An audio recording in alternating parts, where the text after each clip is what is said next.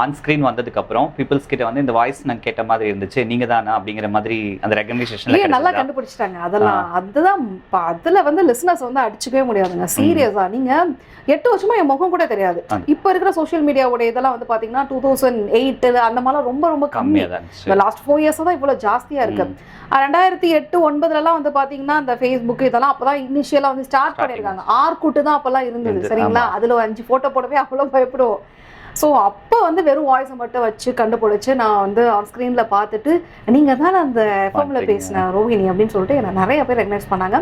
இப்போ வந்து social media வந்து டெவலப் ஆனதுனால என்னை அப்போ பேசுகிற லிசனர்ஸ் எல்லாம் இப்போ வந்து எனக்கு ஃப்ரெண்ட் லிஸ்ட்லேயே வந்து இருக்காங்க, பேசுகிறாங்க. ஸோ நல்லா கண்டுபிடிச்சிட்டாங்க அதெல்லாம். ஓகே, அப்புறம் ஆர்ஜே விஜே இருந்தீங்க, நெக்ஸ்ட் மூவி ஆக்ட் பண்ணலாம் அப்படிங்கிற ஐடியாஸ் எப்படி வந்தது? ஐடியா பண்ணிலாம் எதுவுமே நான் பண்ணுறதில்ல. எல்லாமே வந்து பார்த்தீங்கன்னா வாய்ப்பு தான். நான் வந்து 2007 இங்கே இருக்கேன், இந்த ஃபீல்டில் இருக்கேன். பிஆர்ஓ பண்ணது தான் என்னோட முதல் ஒர்க். அப்படிங்கிறதுனால டைரக்டர்ஸ், ப்ரொடியூசர்ஸ் அண்ட் ஆக்டர்ஸ் இவங்க எல்லாரும் கூடயும் வந்து நெருங்கி பழகக்கூடிய ஒரு வாய்ப்பு அஸ் அ மீடியா பர்சனா எனக்கு அது கிடைச்சது. டிஃபால்ட்டாகவே வந்து பார்த்தீங்கன்னா இன்னைக்கு ஃபிலிமில் இருக்கக்கூடிய எல்லா டைரக்டர்ஸ்க்கும் வந்து தெரியும். ஏன்னா நான் இன்டர்வியூ பண்ணியிருக்கேன் அவங்க எல்லாரையுமே. ஸோ அவங்களுக்கு எல்லாருமே எனக்கு தெரியும். ஆனால் நான் வந்து எனக்கு வந்து ஒரு அதை ப்ரொஃபஷனாக நினச்சிட்டு போய் அவங்க கிட்ட வாய்ப்பு கேட்கணும் அப்படிங்கிற மாதிரி அந்த தாட் வந்து எனக்கு தோணுனதே கிடையாது. ஃபர்ஸ்ட் வந்து பார்த்தீங்கன்னா எஃப்எம்ல இருந்தப்போ வந்து சுசி கணேசன் சார் வந்து எங்கள் எம்டிக்கு வந்து ரொம்ப ஃப்ரெண்டு.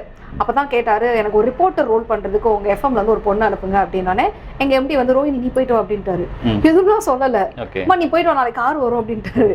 எனக்கா என்னடா அது கார் வரும் எம்டி போங்கிறாரு ஒரு ரிப்போர்ட்டர் அப்படின்னோடனே திடீர்னு வந்து பார்க்குறேன் காலையில் என்ன பிக்கப் பண்ணுறதுக்கு கார் வந்து நிற்கிது. ஈஸியாக ரோடு பக்கம் போயாச்சு.